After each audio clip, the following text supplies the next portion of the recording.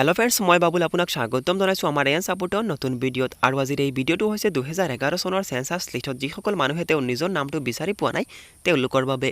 কাৰণ এতিয়া যিখন 2011 চনৰ সেন্সাস লিষ্ট নেটত আউট হৈছে বা আপডেট হৈছে এই লিষ্টখনত বহুতৰ নিজৰ নাম বাদ পৰিছে আৰু এওঁলোকে এতিয়া চিন্তা কৰি আছে সো ফ্ৰেন্ডস যদি আপুনি আপোনাৰ নিজৰ নামটো বা আপোনাৰ পৰিয়ালৰ কোনো সদস্যৰ নাম 2011 চনৰ সেন্সাস লিষ্টত পোৱা নাই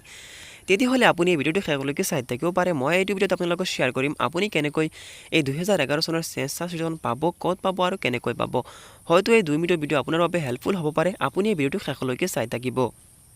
ইয়াৰ আগতে ফ্ৰেন্ডস আপুনি যদি এতিয়াও আমাৰ চেনেলটো সাবস্ক্ৰাইব কৰা নাই তেতিয়াহলে চলি থকা ভিডিওত যদি সাবস্ক্ৰাইব বটন আছে আপুনি ইয়াত ক্লিক কৰি আমাৰ চেনেলটো সাবস্ক্ৰাইব কৰি ল'ব আৰু লগতে ওলাই অহা বেল আইকনটো প্ৰেছ কৰি দিব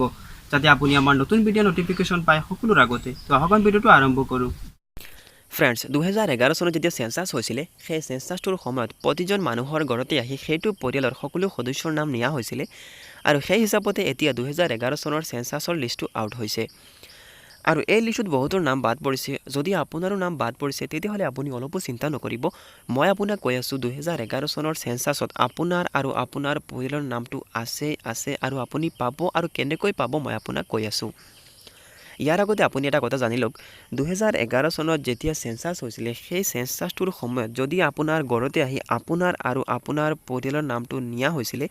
তেতিয়াহলে কিন্তু আপুনি পাব নহলে কিন্তু আপুনি নাপাব 2011 চনৰ সেন্সাস লিষ্টত আপোনাৰ নামটো